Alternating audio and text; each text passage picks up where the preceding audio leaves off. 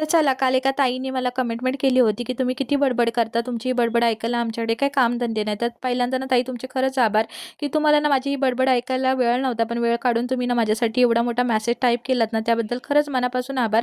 आणि तुम्ही ना माझ्या प्रत्येक व्हिडिओला एक तरी मेसेज नक्कीच करा आणि तुम्हाला म्हणजे वाचायला नक्कीच आवडेल आणि त्यामुळे ना केव्हा तरी आपल्यामध्ये आपुलकीचं नातं निर्माण होईल आणि ही माझी बडबडसुद्धा ऐकायला तुम्हाला आवडेल आणि समजूनही घ्याल.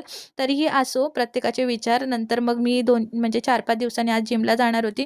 कारण मित्रांची तब्येत बरी नव्हती, त्यामुळे मला काही जायला जमलं नव्हतं. तर आता थोडं त्याला बरं वाटतं, तर म्हटलं चला आजपासून स्टार्ट करूया.